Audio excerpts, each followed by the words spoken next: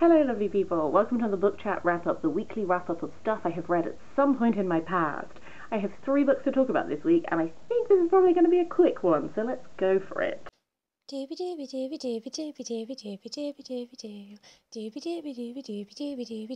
Sophie Vlogs. I'm going to kick things off with The Uncommoners, The Crooked Sixpence by Jennifer Bell. This is the first book in the Uncommoners series.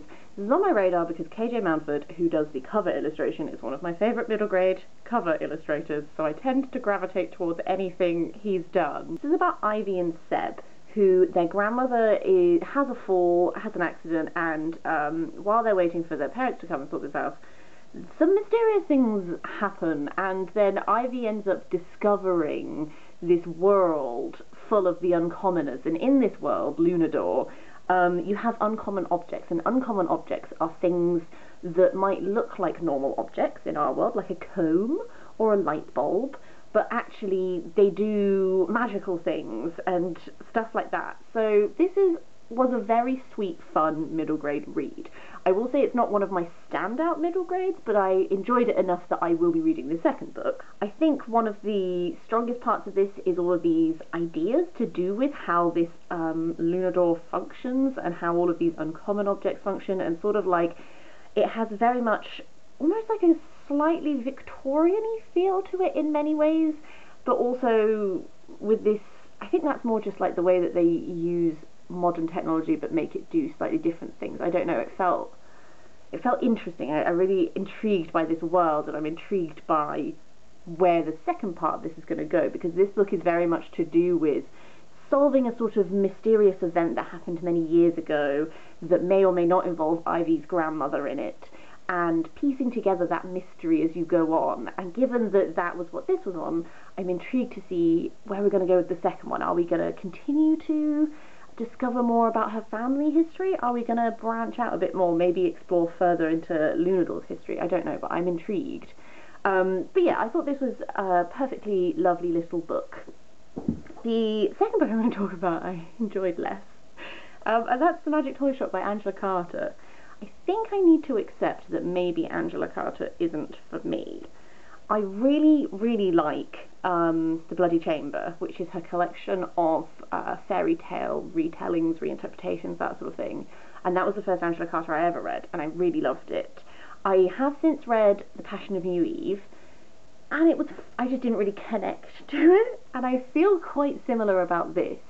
Objectively, I was reading this, and I recognised that there's some really interesting imagery going on. I think she's very good at like this sort of magical realism, having lots of very interesting like visual ideas. Like there was a lot of this that if it was adapted into like a visual medium, I would think was very interesting to visually see. My struggle is that I just always feel like I just never connect to her actual novels. I didn't really connect to the characters in this. There's only so much that like beautiful imagery could do for me when I'm also just not really super invested in where the story's going. And also I think sometimes maybe that was just a little bit like pacing wise. The first half of this was a little bit more like Melanie and Melanie's family relationships and blah blah blah, and then when she moved to go stay with her uncle, that's when everything got a little bit more weird with this magic toy shop and all of these darker edges and sides and stuff like this. And I don't necessarily think that this is a bad book. I think I'm starting to recognise that maybe Angela Carter's books aren't for me. And that's fine. Not everything is for you. I can kind of see what people would like about it. I just myself I really struggle, and it's not a long book, and I really struggled to get through it, and I think that just says something that maybe I should just call it a day, or like leave it some more time and see. I don't know, but yes. And then the final thing I want to talk about is this lovely little yellow book, which is Sonnets to Orpheus by Rainer Maria Rilke, which is poetry. I really like Rainer Maria. That's hard to say. I really like Rainer Maria Rilke's poetry that I've read previously. I've read his Letters to a Young Poet as well as some of his other poetry. This was, I think maybe I ended up reading this less as a piece of poetry and more of a translation exercise for me, because it's a dual translation edition, so it's in the original German, and then it's translated into English. I have very rudimentary German skills, but what I actually ended up doing is trying to see how much of this I could recognise and then filling in the gaps from here. And also, like, one thing that I find really impressive, who did this translation? This translation is by J.B. Leishman. One thing I find really impressive is that the original German poems have a particular rhyme scheme to them, which he manages to maintain in the English translations.